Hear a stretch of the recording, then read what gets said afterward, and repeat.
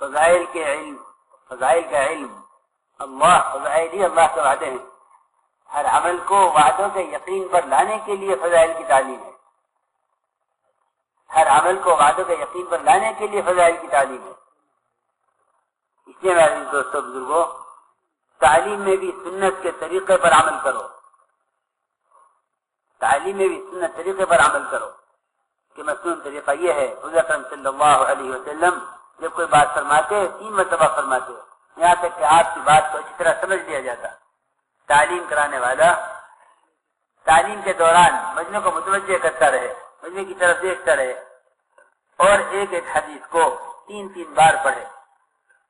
یہ بھی عرض کرتے ہیں کہ اگر تعلیم کرانے والا عالم ہو تو عربی عبارت 1 مرتبہ ضرور پڑھ دیا کرے. حضور اکرم صلی اللہ علیہ وسلم کے الفاظ میں جو نور ہے وہ کسی کے الفاظ میں نور نہیں ہو سکتا. صحابہ کرام نے حضور اکرم صلی اللہ علیہ وسلم سے حدیث کے نقل کرنے میں الفاظ کا بھی اہتمام کیا ہے. حدیث کے الفاظ کو انتہائی توجہ سے، دھیان سے، ادب سے تعلیم میں باوجود بیٹھ کر سنا کرو. سر سمجھتے تھے کہ جتنا ادب اور احترام ہوگا اتنی ہی عمل کی استعداد پیدا ہوگی، جتنا علم کا نور آئے گا اتنی عمل کی استعداد پیدا ہوگی. اس لیے تعلیم میں باوضو بیٹھا جاوے، ٹیک نہ لگائی جاوے، آپس میں باتیں نہ کی جاویں اور انتہائی توجہ کے ساتھ صرف اتنی بات ہے کہ اللہ کے نبی صلی اللہ علیہ وسلم حاضر نہیں ہے، ورنہ وہی وعدے ہیں، وہی امت ہے، وہی اعمال ہیں اور اللہ رب العزت ان وعدوں کو پورا کرنے والے ہیں. ہماری فضائل کی تعلیم کا اصل بنیادی مقصد ہر عمل کے وقت اس فضیلت کو یاد رکھنا ہے جو فضیلت ہم نے تعلیم میں سنی ہے. جب بھی کوئی عمل کرو چھوٹا یا بڑا، 24 گھنٹے میں کوئی بھی عمل ہو، فوراً عمل کے وقت سوچا کرو کہ اس عمل سے متعلق کیا فضیلت ہے. فضائل کے استحضار کے ساتھ عمل کرنے کی مشق کیا کرو. فضائل کے استحضار کے ساتھ عمل کی مشق یہ مطلوب ہے. ہمارا عمل الگ ہو رہا، تعلیم الگ ہو رہی ہے. گویا تعلیم ایک تبلیغ کا عمل ہو کے رہ گیا. تعلیم اس لیے ہے تاکہ اس وقت جو ایمان والا جو بھی عمل کرے اس عمل پر اللہ نے کیا دینے کا وعدہ کیا ہے اس وعدے کے یقین کے ساتھ عمل کیا جائے. اس لیے فضائل کی تعلیم کا یہ مقصد ہے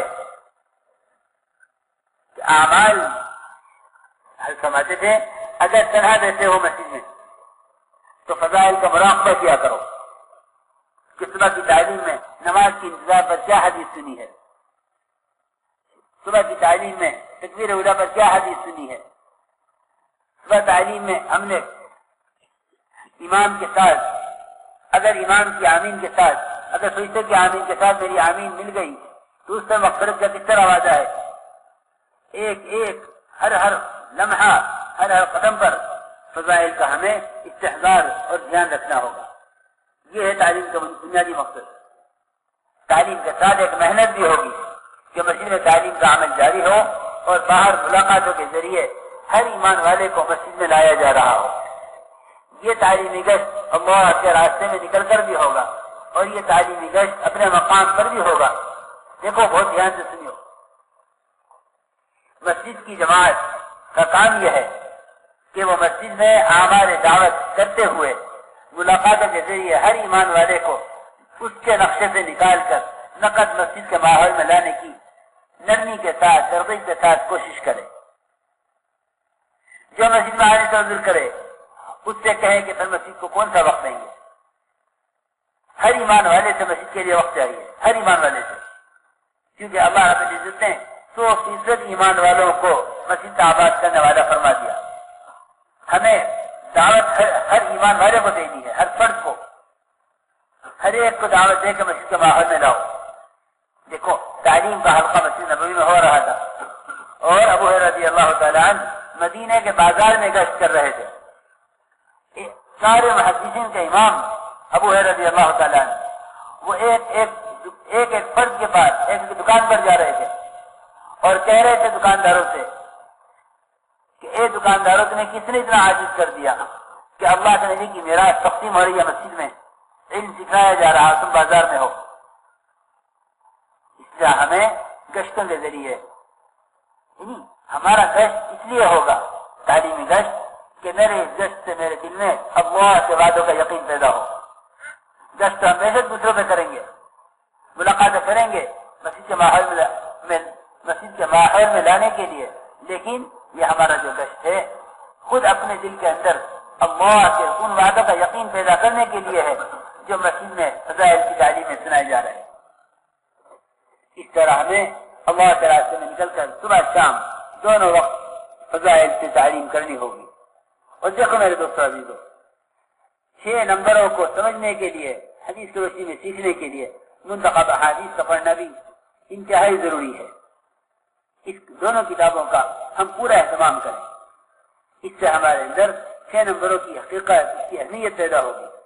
حضرت اسی لیے حدیثیں جمع کی ہیں تاکہ ان صفات کی اہمیت، ان کی حقیقت ہمارے اندر اترے. 6 نمبر یہ تو ایک حقیقت ہے، یہ ہماری آپ کی باتیں نہیں ہیں. ہمیں تو 6 صفات کو حدیث کی روشنی میں اس لیے بیان کرنا ہے تاکہ ہر صفت کی حقیقت کی طرف ہمیں ہر صفت کی حقیقت معلوم ہو.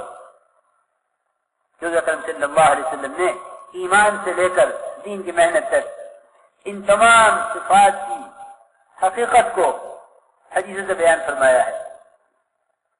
اس لیے ہم خوب مشق کریں اس کی کہ ہر نمبر سے متعلق ہمیں معلوم ہو کہ حضور اکرم صلی اللہ علیہ وسلم نے ایمان کامل کس کو کہا ہے، نماز کامل کون سی نماز کو فرمایا ہے، علم اور ذکر کسے فرمایا ہے. اس طرح ہمیں اہتمام کرنا ہوگا تعلیم کا. تعلیم کے ساتھ تعلیمی گشت کرو اپنے اندر اللہ کے وعدوں کا یقین پیدا کرنے کے لیے. گھروں کے اندر بھی، ہر گھر کے اندر تعلیم کا اہتمام ہو.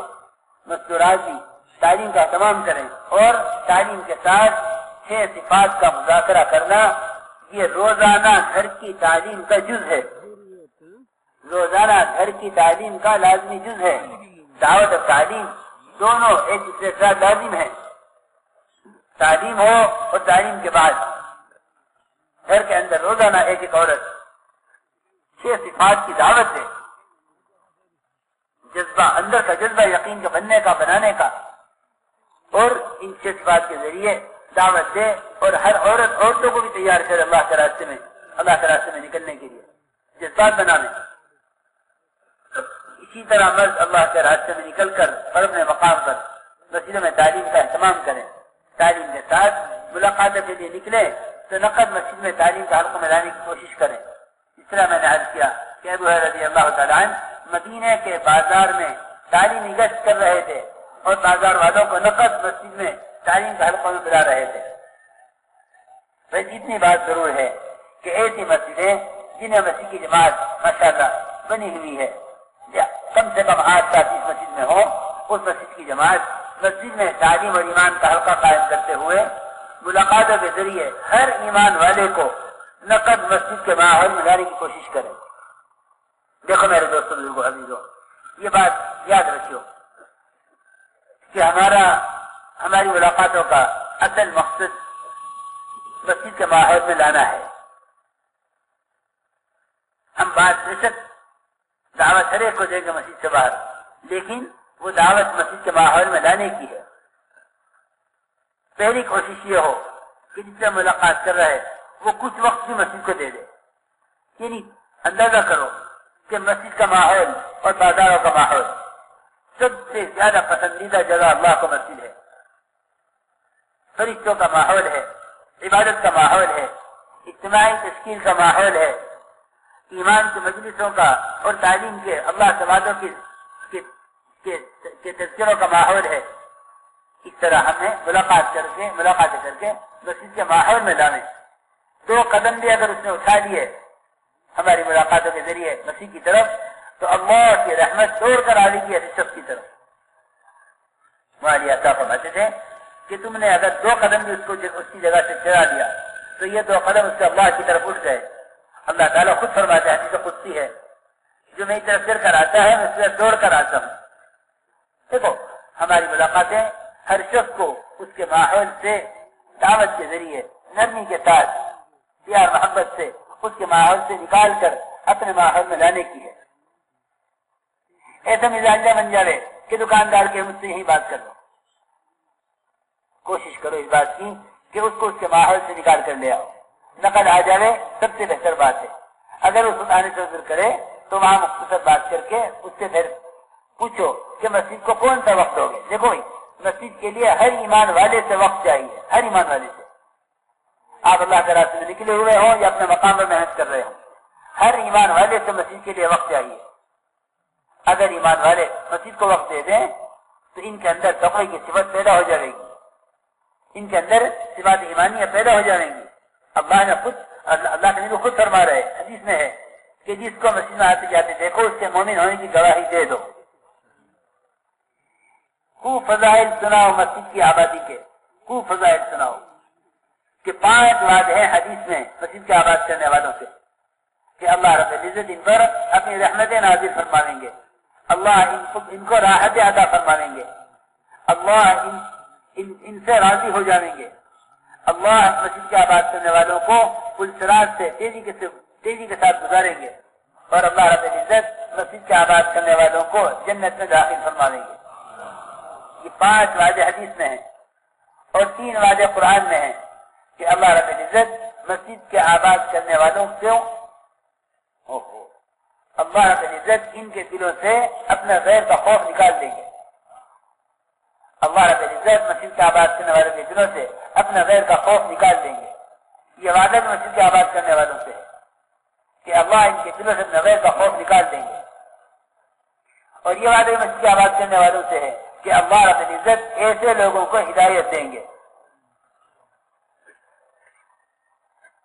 اللہ ایسے لوگوں کو ہدایت فرمائیں گے, اور ایسے ایمان ایسے مسجد کے آباد کرنے والے اگر اپنی دنیاوی ضرورت کے لیے بھی مسجد سے نکلیں گے تو فرشتے ان کے دنیاوی کاموں میں ان کے مددگار ہوں گے. اس لیے میرے بزرگ دوستو عزیزو, ہماری ملاقاتوں کا اصل میں گھروں کے ماحول میں جو تشکیل ہوتی ہے نا, وہ تشکیلیں اسباب کے غفلت کے ماحول میں ہو رہی ہے. اپنے ماحول میں جا کر تشکیل کرو. ایک بھی اگر کھڑا ہوگا 4 مہینے کے لیے تو سارے محلے والے دیکھیں گے کہ ہمارے محلے کا آدمی 4 مہینے کے لیے کھڑا ہوا. اسی سے جذبات بنیں گے. تشکیل اجتماعی ماحول چاہتی ہے, اس لیے ہم ہر جگہ کرتے ہیں کہ ہماری ملاقاتیں ہر جگہ مقام پر ہوں یا اللہ کے راستے میں نکل کر. مسجد کے ماحول میں ہماری ملاقاتیں مسجد کے ماحول میں لانے کے لیے ہیں کہ ایمان والوں کو ان کے ماحول سے نکالو دعوت کے ذریعے, اور مسجد کے ماحول میں لا کر یہاں ایمان کے مجلس میں خوب بٹھا کر غیر کے تذکرے کے سامنے کرو, اور تعلیم گھروں میں بٹھا کر خوب اللہ کے وعدے سناؤ, اور مسجد کے ماحول میں لا کر یعنی زندگیوں کے رخ بدلنے کی تشکیلیں کرو. 4 مہینے کے لیے بھی تیار کرو, کم سے کم چلے کے لیے بھی تیار کرو. اس پر بھی آمادہ نہ ہو, کم سے کم روزے کے لیے تیار کر لو. اتنی بات تو ضروری ہے کہ جو مسجد میں آ جائے اس کو اپنے ساتھیوں کے ساتھ اسی سے ملاقاتیں کرواؤ اور دعوت دلواؤ. نئے ساتھیوں کو دعوت دینا اور نئے ساتھیوں کو اللہ کے راستے میں لے کر نکلنا, یہ ہر مسجد کی جماعت کا کام ہے. اپنے کام کے اپنی دعوت میں وسعت پیدا کرو. دیکھو بھائی حضور اکرم صلی اللہ علیہ وسلم کسی انسان کا درجہ اس سے کم نہیں سمجھتے تھے کہ آپ اس کو دعوت دیں. اس لیے ہمارے یہاں دعوت میں عمومیت ہے. مسجد کی جماعت میں نکل جاوے. مسجد کی جماعت کا ہر فرد اپنے ساتھ نئے 10 ساتھیوں کو تیار کرے, اپنے ساتھ نئے ساتھیوں کو تیار کرے سے روزہ کے لیے. اس طرح ہر ایمان والے کو ہمیں دعوت پر لانا ہے, ہر ایمان والے کو. اس لیے ہماری گشتوں کا, ہماری ملاقاتوں کا مقصد مسجد کے ماحول میں لانا ہے تاکہ تشکیل کا اجتماعی ماحول قائم ہو. তো মেরে মহতরম দোস্ত বুজুর্গ বলেন যে এটার দ্বারা উদ্দেশ্য হলো যে ভাই আমলের উপরে আমাদের ইয়াকিন পয়দা হয়ে যায়. এলেমের দ্বারা আমলের উপরে ইয়াকিন পয়দা করা উদ্দেশ্য. এই জন্য মেরে মহতরম দোস্ত এলেমের জন্য তালিমের হালকা কায়েম করতে হবে. আমরা আল্লাহর রাস্তায় যাইতেছি, তো আল্লাহর রাস্তায় যেখানে আমরা আল্লাহর রাস্তায় যাব সেখানে তালিমের হালকা কায়েম করব, তালিমের মধ্যে বসবো. তো এই তালিমের হালকাটাও তালিমের মজলিসগুলিও সুন্নত মোতাবেক হওয়া চাই. এরকম না যে ভাই যেমন তেমন করে বসলাম, বলে না, তালিমের হালকাও সুন্নত মোতাবেক সুন্নত অনুযায়ী হওয়া চাই। বলেন যে ভাই রাসূলুল্লাহ সাল্লাল্লাহু আলাইহি ওয়াসাল্লাম যখন কথা বলতেন তো এক একটা কথাকে 3 বার করে দোহরাইতেন। জরুরি কথা, খুব গুরুত্বপূর্ণ কথা, তো এটাকে 3 বার করে দোহরাইয়া বলতেন যাতে শুননেওয়ালারা সবাই যেন বুঝে নেয় বিষয়টা। তেমনি ভাবে আমরা যখন তালিমের হালকায় বসবো তো এখানেও মেরে মহতরম দোস্ত বুজুর্গ যে এক একটা হাদিসকে 3 বার করে পড়ি, কারণ আমাদের কাছে তো রাসূলুল্লাহ সাল্লাল্লাহু আলাইহি ওয়াসাল্লামের এক একটা হাদিস আমাদের জন্য দুনিয়ার ভিতরে যা আছে তার চেয়ে বেশি গুরুত্ব রাখে এবং তার চেয়ে বেশি মূল্য রাখে। তো কাজে এক একটা হাদিসকে 3 বার করে পড়ি যাতে শুননেওয়ালারা হাদিসটাকে খুব ভালো করে বুঝে নিতে পারে, এবং যিনি তালিম করাবেন তিনি এরকম ভাবে সবার দিকে লক্ষ্য রাখবেন যে ভাই মজমাকে তার সামনে যারা বসছে তাদেরকে বারবার মুতাওয়াজ্জে করতে থাকবেন যাতে কিনা কোনো তালিমে বসছে যারা তারা কেউ যেন গাফেল না হয়ে যায় এবং তারা যেন অন্য মনস্ক না হয়ে যায়, তাদের ধ্যান এদিকে বারবার আনার জন্য কোশিশ করতে থাকবেন। আমের মহতরম দোস্ত, হাদিসের পাকের মজলিস হুজুর সাল্লাল্লাহু আলাইহি ওয়াসাল্লামের হাদিস পড়া হয়েছে, তো এরকম মজলিসের মধ্যে হুজুর সঙ্গে বসা চাই এবং খুশবু লাগায়া বসা চাই এবং সুন্নত মোতাবেক বসা চাই। টেক লাগায়া বসা না, কোন জিনিসের উপরে টেক লাগায়া না বসি, বরং সোজা হয়ে বসি। কারণ মেরে মহতরম দোস্ত হুজুর সাল্লাল্লাহু আলাইহি ওয়াসাল্লামের ওই হাদিসই পড়া হয়েছে যে হাদিস রাসূলুল্লাহ সাল্লাল্লাহু আলাইহি ওয়াসাল্লামের জবান মুবারক থেকে বের হয়েছিল এবং সাহাবাদের সামনে সাহাবারা ওই হাদিসকে শুনছিলেন। তফাৎ খালি এইটুকুই যে ভাই এখানে রাসূলুল্লাহ সাল্লাল্লাহু আলাইহি ওয়াসাল্লাম উপস্থিত নাই, তা না হলে সব জিনিস তো একই জিনিস। সাহাবা রাদিয়াল্লাহু তাআলা আজমাইন যেরকম রাসূলুল্লাহ সাল্লাল্লাহু আলাইহি ওয়াসাল্লামের মজলিসে আদবের সঙ্গে বসতেন এবং হুজুর সাল্লাল্লাহু আলাইহি ওয়াসাল্লামের হাদিসকে অত্যন্ত ধ্যানের সঙ্গে গুরুত্ব সহকারে শুনতেন, বলে ঠিক এরকম ভাবে তালিমের মজলিসের মধ্যে তালিমের হালকায় আমরা এরকম ভাবে ধ্যানের সঙ্গে কথাবার্তা শুনি আর ওই রকম আদবের সঙ্গে আমরা এই তালিমের হালকায় বসি। মেরে মহতরম দোস্ত বুজুর্গ, এইভাবে আদবের সঙ্গে সুন্নত তরিকায় আমাদের তালিম হবে। আল্লাহ রাস্তায় যখন আমরা চলতেছি তখনও এই তালিম হবে এবং এই তালিমের মধ্যে আমরা 6 নম্বরের মুযাকারা মশক করব। এমনি ভাবে আমাদের এই তালিম যখন আমরা দেশে বাড়িতে থাকবো, নিজের ঘরে থাকবো, তো ওইখানেও অনেকে আল্লাহ রাস্তায় যাচ্ছেন না, বাড়িতে ফিরে যাচ্ছেন, তাদের জন্য এই কথা যে ভাই নিজেদের প্রত্যেকে ঘরে ঘরে তালিম, ফজাইলের তালিম, ফজাইলের তালিমের কথাই বলা হয়েছে যে ফজাইলের তালিম মসজিদেও হবে, নিজের মহল্লার মসজিদেও হবে। এমনি ভাবে ফজাইলের তালিম নিজেদের ঘরের মধ্যেও, মা বোনদের মধ্যেও এই ফজাইলের তালিমকে চালু করা, যে ঘরের মধ্যে যারা আছে তারা সবাই, যে মা বোনরাও তারাও যেন এই তালিম করেন, ফজাইলের কিতাব পড়েন এবং সঙ্গে সঙ্গে মেরে মহতরম দোস্ত বুজুর্গ 6 নম্বরের মুযাকারা, 6 নম্বরের আলোচনা করেন। কারণ প্রত্যেকেই যাতে এই 6 নম্বরের উপরে দাওয়াত দিতে বলা হয়। 6 নম্বর এটা শিখে তারা একে অপরকে দাওয়াত দিবে, ঘরের মধ্যে এক দাওয়াতের মাহল এবং পরিবেশ সৃষ্টি হয়। এই জন্য এই তালিম তো আল্লাহ রাস্তায় চলাকালীনও হবে, আবার এই তালিম যখন আমরা আমাদের নিজের ঘর বাড়ি নিজেদের মকামে থাকবো সেখানেও আমাদের মহল্লার মসজিদের মধ্যে তালিম হবে। এমনি ভাবে আমাদের ঘরে যে মা বোনরা আছেন তাদের মধ্যেও এই ফজাইলের তালিমের হালকা হবে। এখন মেরে বসতাম দোস্তা বুজুর্গ, মসজিদে ফজাইলে আমাদের তালিম হবে এবং এর সাথে সাথে মসজিদের বাইরের পরিবেশের মধ্যে যে সমস্ত মুসলমান আছেন তাদেরকে গাছ করে দাওয়াত দিয়ে দিয়ে মসজিদে এই তালিমের হালকার মধ্যে শরীক করানো এবং তাদেরকে এখানে আনা, এটার জন্য এক মেহনত হইতে হবে। এটাকে তালিমি গাছ বলে। তালিম চলাকালীন যত মুসলমান মসজিদের বাইরে পরিবেশের মধ্যে আসে বলে তাদেরকে তাদের পরিবেশ থেকে উঠায়া মসজিদের পরিবেশের মধ্যে আনি এবং তারা এই মসজিদের পরিবেশের মধ্যে এসে তারা তালিমের মধ্যে শরীক হয়।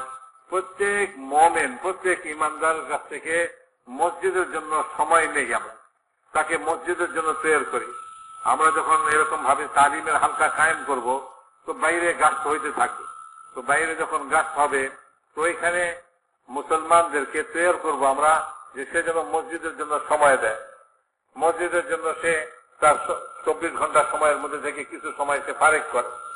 এখন যে নগদ আসতে পারে তাকে তো আমরা নগদ নিয়ে আসি, আর যে নগদ আসতে পারতেছে না তার কোনো ওয়াকি কোনো ওজোর আছে, তো তার কাছ থেকে আমরা এই কথা সময় নিই যে আচ্ছা আপনি মসজিদের জন্য এই 24 ঘন্টার মধ্যে কখন দিবেন সময়, তো তার কাছ থেকে সময় নিয়ে নিই।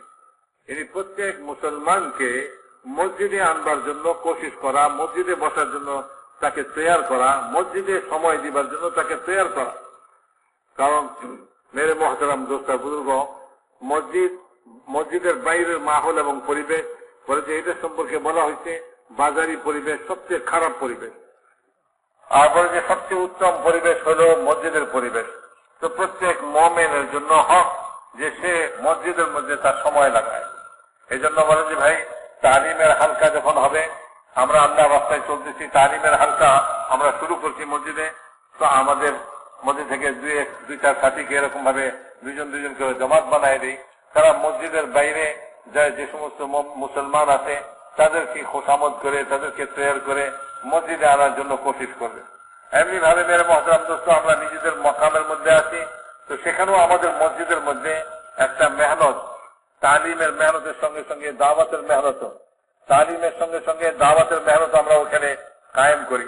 ভাই মসজিদে তালিম হইতেছে, তো বাইরে যে যারা মুসলমানরা ঘুরতে আসে বলে যে তাদের পরিবেশের মধ্যে তারা বসে আছে, সেখানে যে তাদেরকে গাস্ত করি এবং তাদেরকে তৈরি করে এই তালিমের হালকায় বসাইবার জন্য তাদেরকে তৈরি করে আনি।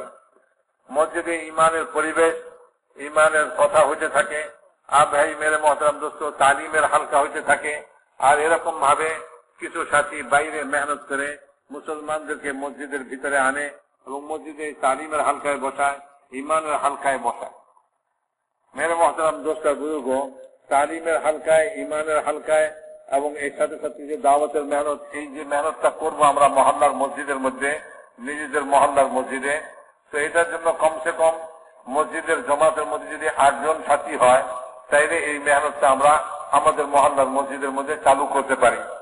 যে 8 জন সাথী মসজিদ বাড়ির জমাতের সঙ্গে আছে, ভাই একসঙ্গে 8 জন সাথী তারা যদি মসজিদকে সময় দেয়, তো ভাই কিছু সাথী তালিমের মধ্যে লাগে, কিছু এক দুজন আমরা ইমানের হালকা বানাই দিই, আর কিছু সাথী এরকম ভাবে মসজিদের বাইরে তারা গাছ করে মুসলমানদেরকে, ভাইদেরকে তাদেরকে মসজিদে নিয়ে আসে, তালিমের হালকায় বসায়, ইমানের হালকার মধ্যে বসায়। তো এইভাবে মেরে মহতারাম দোস্ত বুজুর্গ, মসজিদে আসার জন্য, মসজিদে সময় দেওয়ার জন্য প্রত্যেক মুমিনকে, প্রত্যেক মুসলমানকে আমরা তৈরি করি এবং তাদেরকে মসজিদের ফাজাইল শোনাই। এমনি ভাবে ঘরের মধ্যেও আমরা এই তালিমের হালকাকে চালু করি। মুসলমানদেরকে মসজিদে আনার জন্য মেরে মহতারাম দোস্ত এক মেহনত বলা হইতেছে। তো মসজিদের বাইরে যারা ঘুরতেছে তাদের কাছে যে গাস্ত করা, তো তাদেরকে গাস্ত করে মসজিদে আনা।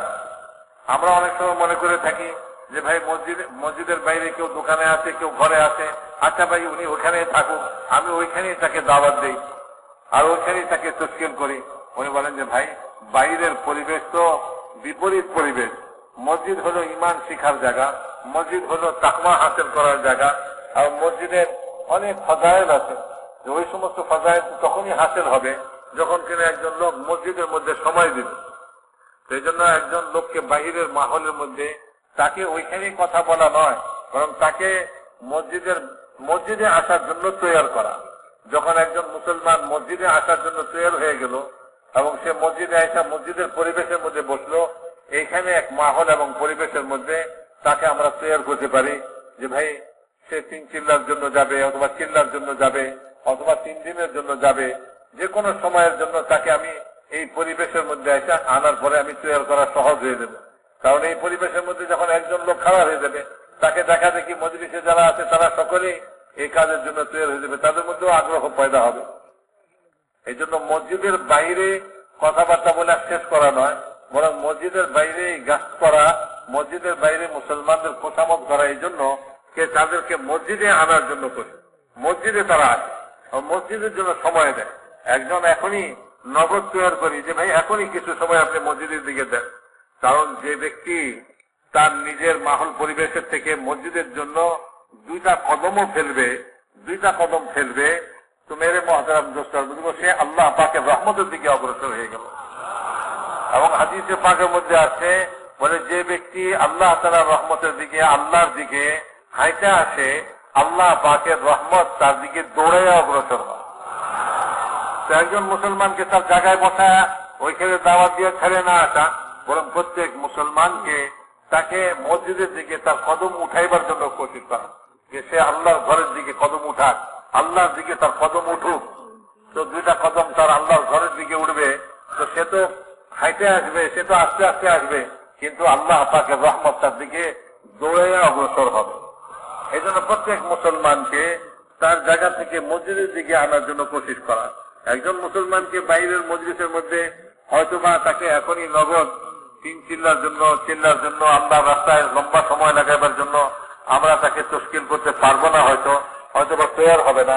কিন্তু মেরে মহতারাম দোস্ত বুঝলো, মসজিদ তো তার ঘরের কাছে, মসজিদ তো তার দোকানের কাছে, মসজিদ তো তার পাশেই। তো মসজিদে আসার জন্য প্রত্যেক মুসলমান তৈরি হয়ে যাবে। যদি আমরা একটু খোঁচামত করি, তো এটা আল্লাহর রাস্তায় লম্বা সময়ের জন্য তৈরি হওয়ার চেয়ে এটা তো সহজ জিনিস। ভাই সে লম্বা সময়ের জন্য আল্লাহর রাস্তায় যাবে, এটা তার জন্য কঠিন লাগবে, সে এটার জন্য হয়তো তৈরি হবে না। কিন্তু মসজিদের জন্য তো প্রত্যেক মুসলমান তৈরি হয়ে যাবে। সেই জন্য প্রত্যেক মুসলমানকে মসজিদের মাহলে আনার জন্য এক মেহনত। ভাই তালিমকে উসিলা বানায়া, তালিমের হালকা মসজিদে কায়েম করে মসজিদের বাইরে এক মেহনত করা। ভাইদের কাছে, মুসলমান ভাইদের কাছে যাওয়া। কেউ দোকানে বসে আছে, কেউ চায়ের দোকানে আছে, কেউ এমনি গাছতলায় বসে আছে, কেউ ঘরের মধ্যে আছে। তো তাদের কাছে যাই এবং তাদেরকে যে আমরা মসজিদের ফাজাইল শুনাই, যে মসজিদে আসার ফজিলতটা কি। বলে ভাই মসজিদে যে আসে সে তো তাকওয়া, তার ভিতরে তাকওয়া হাসিল হয়। আর বলছে আল্লাহ রসুল যে মসজিদে আসা যাওয়া করে তার সম্পর্কে ইমানদার হওয়ার সাক্ষী দিতে বলছে। আর আল্লাহ তাআলা কোরআনে পাকের মধ্যে এই মসজিদের ফাজাইল বয়ান করছেন এবং হাদিসে পাকের মধ্যেও রাসূল পাক সাল্লাল্লাহু আলাইহি ওয়াসাল্লাম মসজিদে আসার ফাজাইল বয়ান করছেন। বলে যে একটা হলো যে মসজিদের দিকে আসে, আল্লাহ রসুল বলছেন আল্লাহ তাআলা তার উপরে রহমত নাযিল করবেন, আল্লাহ পাক তাকে রাহাত এবং শান্তি দিবেন এবং আল্লাহ পাক তাকে পুল সিরাতের উপর দিয়া পার করাই দিবেন এবং আল্লাহ পাক তাকে জান্নাতে দাখিল করে দিবেন। তো মেরে মুহতারাম দোস্ত, হাদিসে পাকের মধ্যে এরকম ফজিলত আছে। তো মুসলমান ভাইদেরকে মসজিদের বাইরে আসে, গাফলতের পরিবেশের মধ্যে আসে, আমরা তাকে দাওয়াত দেই, আমরা তাকে বুঝাই যে ভাই মসজিদে তো এত ফজিলত আছে, আপনি মসজিদের দিকে চলবেন, মসজিদের দিকে কদম উঠাইবেন, গোয়া আল্লাহর দিকে আপনি কদম উঠাইলেন। যখন আপনি আল্লাহর দিকে কদম উঠাইলেন, আল্লাহ পাকের রহমত আপনার দিকে দৌড়ে অগ্রসর হবে। এবং মসজিদে বসার দ্বারা মহিলাদের মহতরম দোস্ত বুজুর্গ, মসজিদে বসার দ্বারা আল্লাহ রসুল যে ফজিলত শুনাইছেন এই ফজিলত গুলো আপনি হাসিল করবেন। আল্লাহ পাকের রহমত আপনার উপর বর্ষণ হবে, আল্লাহ পাক আপনার দিলের ভিতরে শান্তি দিয়ে দিবেন এবং আল্লাহ তাআলা পুল সিরাতকে আপনার জন্য সহজ করে দিবেন এবং আল্লাহ তাআলা জান্নাতে দাখিল করবেন। হাদিসে পাকের মধ্যে আছে, বলে যারা মসজিদে বেশি সময় বসে তারা যখন দুনিয়ার কোনো কাজে মসজিদের বাইরে যায় তো ফেরেশতারা তার ওই কাজের মধ্যে তাকে সাহায্য করে। মেরে মুহতারাম দোস্ত, আল্লাহ তাআলা খুব স্বয়ং কোরআনে পাকের মধ্যে বলছেন যে একটু মসজিদে বসার দ্বারা যারা মসজিদ আবাদ করে তাদেরকে ইমানদার বলছেন আল্লাহ তাআলা। আর বলছেন যে তারা আল্লাহ তাআলার ভয় তাদের অন্তরের মধ্যে, খাসিয়াত, আল্লাহ তাআলার খাসিয়াত তাদের অন্তরের মধ্যে পয়দা হবে এবং এরকম ভাবে আল্লাহ তাআলা তাদেরকে হেদায়েত দিবেন, আল্লাহ তাআলা তাকে হেদায়েত দিবেন। তো মেরে মুহতারাম দোস্ত বুজুর্গ, কোরআন ও হাদিসের মধ্যে মসজিদের ফাজাইল বর্ণনা করা আছে। তো ওই সমস্ত ফাজাইল ভাইদেরকে শুনায়া তাদেরকে মসজিদের সময় দেওয়ার জন্য তৈরি করে। বাজারের পরিবেশে তার সময় কেটে যেতেছে, খেলাধুলার পরিবেশে, গাফলাতের পরিবেশে তার সময় কেটে যেতেছে। একজন মুসলমানের 24 ঘন্টা সময় বাজারি পরিবেশে, গাফলাতের পরিবেশে কাটতেছে। তার কিছু সময় আল্লাহর ঘরে কাটুক, কিছু সময় আল্লাহর রাস্তায় লাগুক, তার সব কদম গুলা দুনিয়ার উদ্দেশ্যে চলতেছে। তো তার কিছু কদম আল্লাহর উদ্দেশ্যে হোক, আল্লাহর ঘরের দিকে তার কিছু কদম উঠুক। তো মেরে মুহতারাম দোস্ত বুজুর্গ, এইভাবে মসজিদের মধ্যে ফাজাইলের তালিম, আমরা যারা আল্লাহর রাস্তায় যেতেছি আমরা মসজিদের মধ্যে ফাজাইলের তালিম করব। এই ফাজাইলের তালিমে খুব ধ্যানের সঙ্গে কথাবার্তা শুনি এবং এই ফাজাইলের তালিমের উদ্দেশ্যটা হলো এই যে আমি 24 ঘন্টায় যত কাজ করি, একজন মুসলমান যত কাজ করে, তো সে এই সমস্ত কাজের মধ্যে আল্লাহ তাআলার ওয়াদাকে ধ্যানের মধ্যে নিয়ে যে আল্লাহ তাআলা আমার এই কাজের উপরে কি ওয়াদা করছেন। আল্লাহ তাআলার যে কোনো হুকুমকে সে পালন করে, তো ওই হুকুমকে পালন করার সময় সেই কথা ধ্যানে রাখে, এই কথা তার মনে আসে যে আল্লাহ তাআলা আমাকে এই কাজের উপরে আমার সঙ্গে এই ওয়াদা করছেন। যেমন একজন মসজিদে বসে আছে, নিরিবিলি এক সময় সে যা তালিমের হালকায় শুনছে এটাকে সে চিন্তা করে এবং চিন্তা করে করে এটাকে সে দিলের মধ্যে জমায়ে নেয়। যখন সে আমল করবে, মৌলানা ইলিয়াস সাহেব রহমাতুল্লাহ আলাইহি বলছেন যে ভাই যখন কোন আমল করো তো সেই আমলকে ওই ফাজাইলের চিন্তা এবং ফাজাইলের ধ্যানে করো যে ওই এই আমলের উপরে আল্লাহ তাআলা কি ওয়াদা করছেন, এটাকে তুমি স্মরণ করে তুমি ওই আমলটার মধ্যে লাগো। একজন মসজিদের মধ্যে বসে আছে নামাজের অপেক্ষায়, তো তার জন্য আল্লাহ তাআলার কি ওয়াদা যে ভাই যতক্ষণ নামাজের অপেক্ষায় থাকবে ততক্ষণ তার আমল নামায় নামাজের সওয়াব লেখা হইতে থাকবে। একজন সে যখন নামাজ আদায় করে তো নামাজের উপরে তার জন্য আল্লাহ পাকের তরফ থেকে কি ওয়াদা। এরকম যত কাজ সে করতেছে, আল্লাহ তাআলার হুকুমকে সে পালন করতেছে, যে কোনো আমল করতেছে, তো ওই আমলের মধ্যে সে এই কথাকে স্মরণ করে আমল করে যে আমি যে আল্লাহ তাআলার এই হুকুমকে পালন করতেছি, আমি যে আল্লাহ তাআলার এই হুকুমকে আদায় করতেছি, এই আমল করতেছি, এটার উপরে আল্লাহ তাআলা আমার সঙ্গে কি ওয়াদা করছে। তো এটাকে ধ্যানের মধ্যে নিয়ে মেরে মোহতারাম দোস্ত বুজুর্গ সে প্রত্যেকটা আমল করে। তো ফাজাইলের তালিমের মধ্যে আমাদের এই ফাজাইলের তালিমে যা আমরা হাদিস শুনি, যা আমরা ফজিলত শুনি, তো এটাকে আবার নিরিবিলি একাকী যখন আমি থাকি তো এটাকে আমি চিন্তা করি এবং চিন্তা করে আমি ওটাকে দিলের মধ্যে জমাই, যাতে কিনা প্রত্যেক আমলের সময় ওই ফজিলত আমার স্মরণে এসে যায়। ওহো, নামাজের জন্য তো আমি নামাজ পড়ার উপরে আল্লাহ তাআলা আমাকে এই ওয়াদা করছেন, জিকিরের উপরে আল্লাহ তাআলা আমাকে এই ওয়াদা করছেন। এমনি ভাবে প্রত্যেকটা আমলের মধ্যে ওই ফজিলতের কথা আমার অন্তরের মধ্যে এসে যায় এবং আমি ওইটাকে স্মরণ করে আমি ওই আমলটাকে পুরা করি। সেই জন্য মেরে মোহতারাম দোস্ত ফাজাইলে তালিমের হালকার মধ্যে উদ্দেশ্যই হলো যে প্রত্যেক আমলের উপরে যে ওয়াদা আল্লাহ তাআলা করছেন এই ওয়াদার ইয়াকিন আমার দিলের মধ্যে পয়দা হয়ে যায়। সেই জন্য ফাজাইলে তালিমের মধ্যে আল্লাহ রাস্তায় চলা অবস্থা আমরা ফাজাইলে তালিম করব। আমরা যখন বাড়িতে থাকবো তো তখনও আমাদের ঘরের মধ্যে ফাজাইলে তালিমের হালকা কায়েম করব। ঘরের মধ্যে মা বোনরা আছে, তারাও এই ফাজাইলে তালিমের মধ্যে বসে, তাদেরও এই ইলম হাসিল হয়ে যায়। তারাও যখন প্রত্যেকটা আমল করবে তো ওই ফজিলতকে সামনে রেখে ওইটাকে স্মরণ রেখে তারাও আমল করে। এমনি ভাবে ঘরের তালিমের মধ্যে বলা হয়েছে যে ভাই 6 নম্বরেরও মুযাকারা করে। এমনি ভাবে মেরে মোহতারাম দোস্ত বুজুর্গ মহল্লার মসজিদে যখন তালিমের হালকা করব তো রোজানা ভাই মসজিদের জমাত আছে, তো তারা রোজানা মসজিদের মধ্যে তালিমের হালকা লাগায়, ইমানের হালকা লাগায় এবং বাইরে গাছ করে করে মুসলমানদেরকে এই তালিমের হালকায়, ইমানের হালকায় নিয়ে আসে।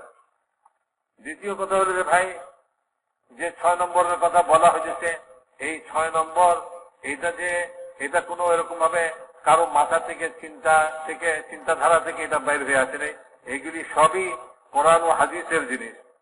এটা কোনো কোরআন হাদিসের বাইরে কোনো জিনিস নয়। এই প্রত্যেকটার উপরে রাসূল পাক সাল্লাল্লাহু আলাইহি ওয়াসাল্লামের পক্ষ থেকে যে হাদিস রয়ে গেছে, হুজুর সাল্লাল্লাহু আলাইহি ওয়াসাল্লাম প্রত্যেকটা বিষয়ের উপরে হাদিস বর্ণনা করছেন। তো ওই সমস্ত হাদিস গুলা মেরে মধ্যে প্রত্যেক নম্বরের উপরে ওই হাদিস গুলাও আমাদের সিনার মধ্যে থাকে, আমাদের যে মুখস্থ থাকে, আমাদের মনে থাকে। এটার জন্য আমাদেরকে ফাজাইলে আমাদের তালিমের সঙ্গে সঙ্গে মুনতাখাব আহাদিস একটা কিতাব আছে, যে কিতাবটা মৌলানা ইউসুফ সাহেব রহমতুল্লাহ আলাইহি লিখতেন এই উদ্দেশ্যেই। বলে ভাই এই 6 নম্বরের প্রত্যেকটা নম্বর যেন হাকিকতের সঙ্গে আমার ভিতরে হাসিল হয়ে যায়। আমি এই কথাটাকে বুঝি যে আল্লাহ রসুল এই নম্বরটার উপরে কি কি হাদিস বয়ান করছেন, আল্লাহ রসুল এটা কি হাকিকত বয়ান করছেন। তো যখন আমি মুনতাখাব হাদিসও তালিমের মধ্যে আনবো তো আমার সামনে এরকম ভাবে প্রত্যেকটা নম্বরের হাকিকত আমার হাসিল হয়ে যাবে। এই জন্য মেরে মোহতারাম দোস্ত বুজুর্গ ফাজাইলে আমাদের তালিমের সঙ্গে সঙ্গে ভাই মুনতাখাব হাদিসেরও তালিম করা, যাতে কিনা এই 6 নম্বরের প্রত্যেকটা নম্বরের হাকিকত আমার হাসিল হয়ে যায় এবং প্রত্যেকটা নম্বরের উপরে রাসূলুল্লাহ সাল্লাল্লাহু আলাইহি ওয়াসাল্লামের বহু হাদিস রয়ে গেছে যেগুলিকে এই কিতাবের মধ্যে জমা করা হয়েছে। তো যদি আমরা এই কিতাবটা আমাদের তালিমের মধ্যে পড়ি তাহলে প্রত্যেকটা নম্বরের উপরে আমাদের অনেক হাদিস জানা হয়ে যাবে এবং ওই সমস্ত হাদিসের আলোকে, কোরআন ও হাদিসের আলোকে আমি এই 6 নম্বরকে জানবো। এইদিকে মোতাবাজ্জে থাকি ভাই। এরকম শোরগোল তো হইতেই থাকে ভাই, এদিকে দেখো ওই দিক সেদিক না দেখি। দেখেন আমরা এখানেই যদি গাফেল হয়ে যাই তো আমরা বাকি সময় কি করব? এখানে কথা হইতেছে, শোরগোল তো এরকম দুনিয়াতে কত কিছু হইতে থাকে। সব দিকে যদি মানুষ দেখে তো কোন কোনটা দেখবে সে? তো একদিকে দেখুক, তাহলে ওইটা দিলের মধ্যে বসে যাবে। কেউ এদিক সেদিকে না দেখি, সেই কথাবার্তা শোনার দিকে মোতাবাজ্জে থাকে। কত কিছু দুনিয়াতে ঘটবে না, সেদিকে না। তো আমার নামাজের সিফতে আমাদের জিন্দিগি হয়ে যায় ভাই আল্লাহ পাকের দিকে ধ্যান, একদিকে ধ্যান, কথাবার্তার দিকে ধ্যান, তাইলে না দিনের মধ্যে এই কথাবার্তা বসবে। আমরা বিভিন্ন সময় একদিকে একটা শোরগোল হয়, তা আমরা ওইদিকে আবার সবাই আমাদের ধ্যান ওইদিকে চালাই দিই না। মেরে মোহতারাম দোস্ত, একদিকে ধ্যান রাখি। তো বলা হয়েছে যে ভাই, যে ফাজাইলের তালিম, এটার সঙ্গে সঙ্গে আমরা মুনতাখাব হাদিসের তালিমও করি, যাতে কিনা প্রত্যেকটা 6 নম্বরের প্রত্যেকটা নম্বর তার হাকিকত সহকারে আমরা হাসিল করি, এবং কোরআন ও হাদিসের আলোকে আমরা এই 6 নম্বরকে বুঝি যে আল্লাহ রসুল ইমানের উপরে কি কি হাদিস বয়ান করছেন, কি কি কথা বলছেন, নামাজের উপরে কি কি কথা বলছেন, এবং ইলমের নম্বরের উপরে কি কি হাদিস রসুলের পাক সাল্লাল্লাহু আলাইহি ওয়াসাল্লাম ইরশাদ করছেন। তো এইগুলি সব আমার সামনে থাকবে। এই জন্য মেরে মোহতারাম দোস্ত, একটু ফাজাইলের তালিম করা, সঙ্গে সঙ্গে মুনতাখাব হাদিসেরও তালিম করা, আর এই তালিমের দ্বারা ফাজাইলের ইলম আমার ভিতরে হাসিল হয়ে যায়, যাতে কিনা আমি প্রত্যেকটা আমলকে ফাজাইলের ধ্যানের সঙ্গে, আল্লাহ পাকের ওয়াদার ধ্যানের সঙ্গে আমি প্রত্যেকটা আমলকে করি। প্রত্যেকটা আমল আল্লাহ তাআলার কাছ থেকে পাওয়ার জন্যই, এমনি নয় যে ভাই এই সমস্ত আমলের কোনো প্রতিদান নাই, আর এটার মধ্যে কোনো চাওয়া পাওয়াও কিছু নেই, এমনি নয়। আল্লাহ তাআলা প্রত্যেকটা হুকুম, প্রত্যেকটা কাজ, তার উপরে আল্লাহ তাআলার ওয়াদা রয়েছে। তা আমি ওই ওয়াদাকে পাওয়ার আশা নিয়ে আমি প্রত্যেকটা আমল করব। এটা তখনই হবে যখন আমরা ফাজাইলের তালিমের মধ্যে বসবো, এবং এই ফাজাইলের তালিমের মধ্যে আদবের সঙ্গে ইলমের নূর আমার দিলের ভিতরে ঢুকে, ইলমের নূর আমার দিলের মধ্যে হাসিল হয়ে যায়, যখন কিনা আমি ফাজাইলের তালিমের মধ্যে ধ্যানের সঙ্গে আদবের সঙ্গে বসবো।